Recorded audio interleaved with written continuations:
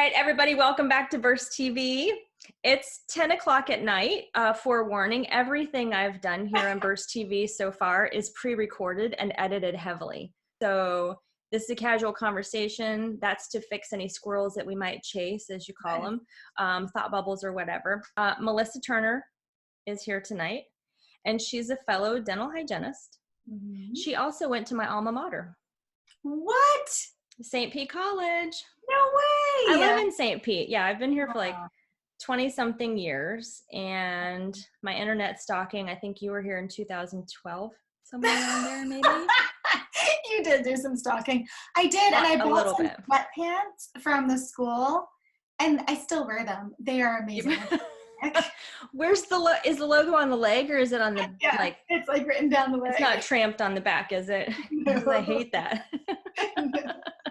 Well, I do have to say, St. Pete was online for me to finish my bachelor's, but I did, when we were in Florida, my husband, he's such a nerd, he said, we have to go visit your school just at least once. I said, yeah. Okay, so I did their bachelor's program online there too. I was the second class ever to go through that program. And I thought it was fantastic because then I was pregnant, I could work, and I'm not saying it was easy, but it was easy enough. Yeah. Very convenient. And just to finish those few, credits after. Yeah. I just wanted to kind of check it off my list and put that in the back pocket, Almost went for the master's degree, but didn't really. Here in Florida, for anybody that's not in Florida, we're a little restrictive on what we can do. You are. And so I didn't really pursue that because I was just thinking like, okay, the cost versus what can I get out of this? Yeah. And if you get a master's, you have to know what you're going to do with it. Like you can't just, I'm going to get a master's and then the doors just will open. Sit on it.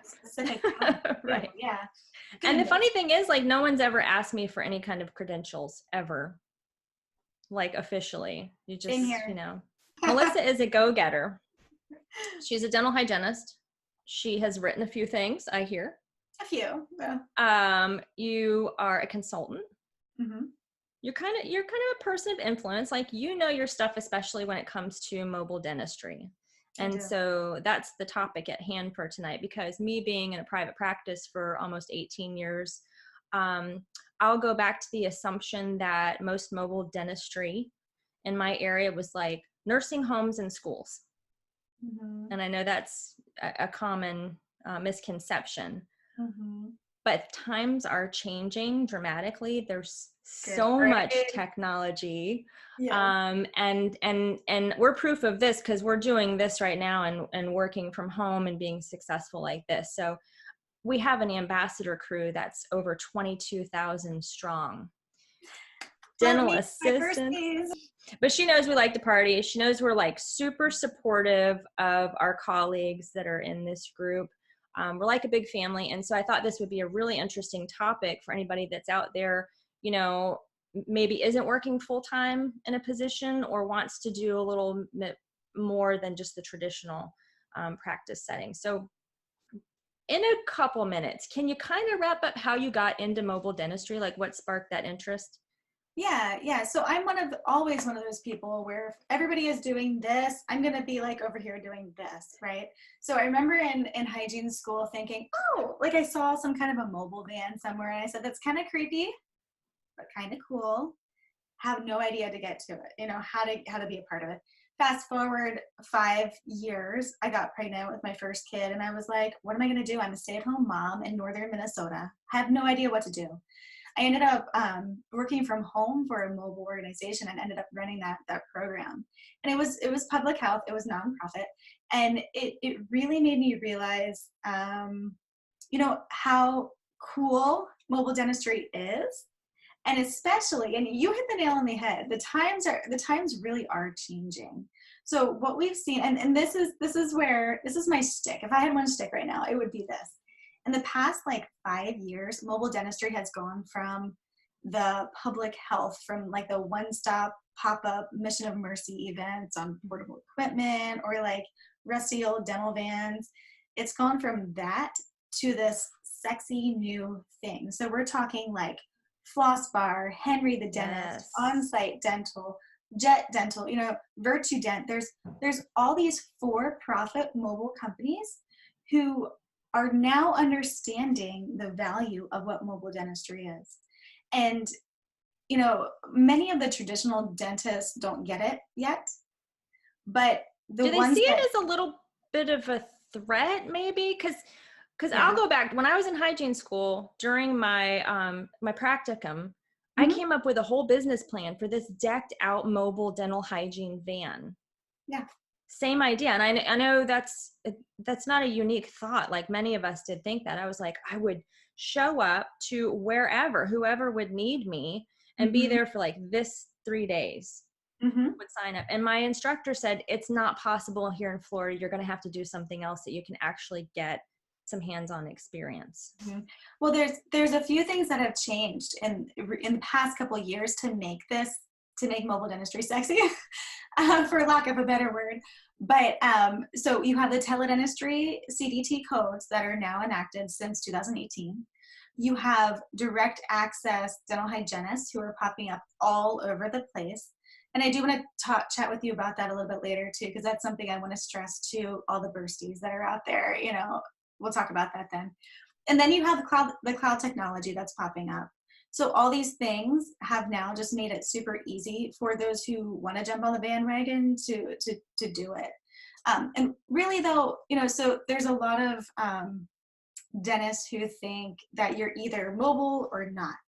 But really what's going to happen in 5 to 10 years is that like the traditional dental practice will be the hub, and then they'll have a few spokes into their community that are Right. the mobile services. Yeah, And to align yourself with yes, that mobile service is the way to go. Like tap into this opportunity, yes, because and yeah, people want to have access, but they want convenience. Just like you can't hate on Amazon.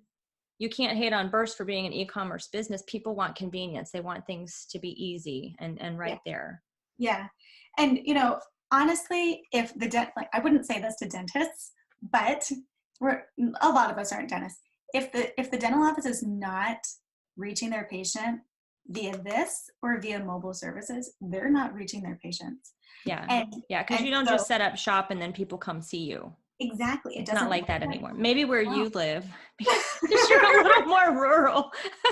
Not anymore. Just kidding.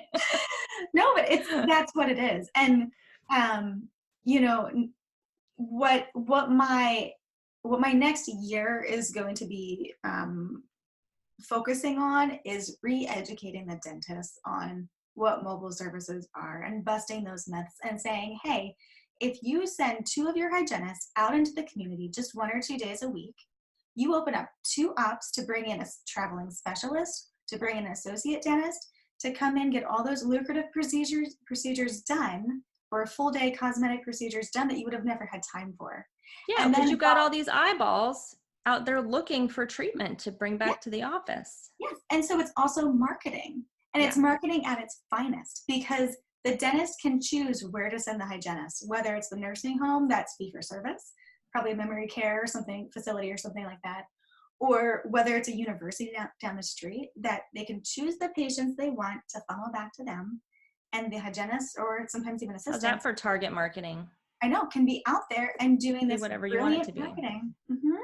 It's Awesome. phenomenal. Yeah. So the National Mobile Dentistry Conference, Hmm. is this brand new?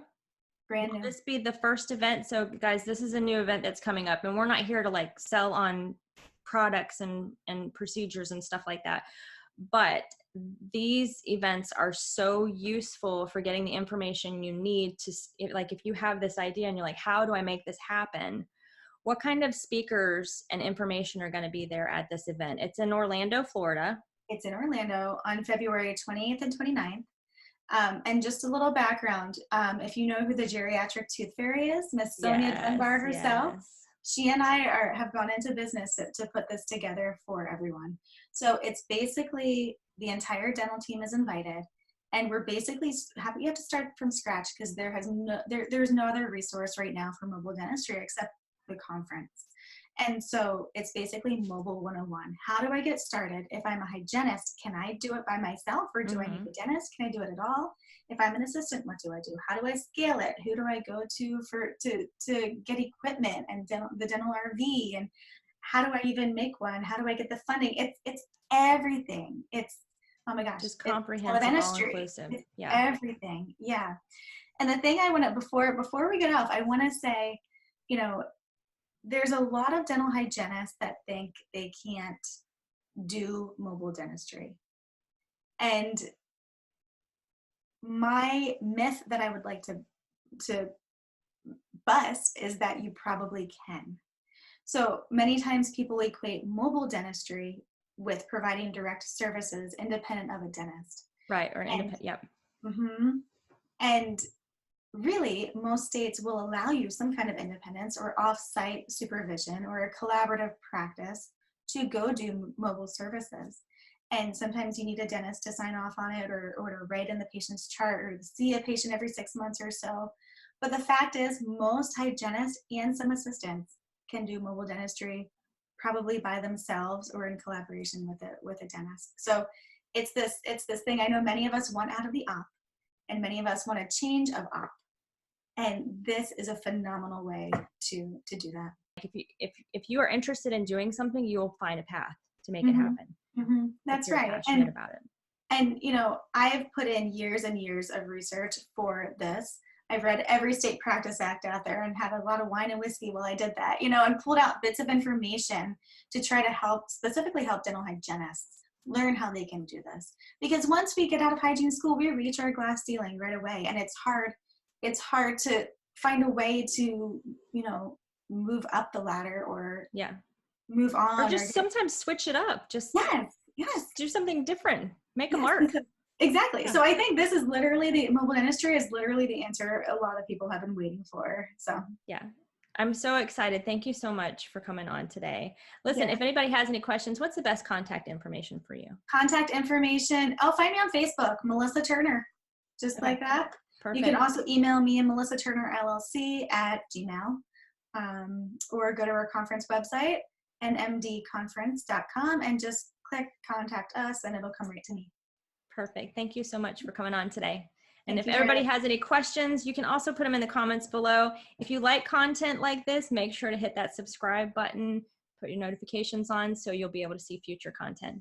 Thanks, guys. Have a good night. Thanks. Love you all. Bye. I've been meaning to get a standing desk because I'm kind of the same way. I'm just always like this. Yeah, I have one. When I was a kid, I remember asking my mom, I'm like, do you hear air? Like, do you hear the atmosphere? And she... Ready? Look alive. La la la la la. That's kind of a thing.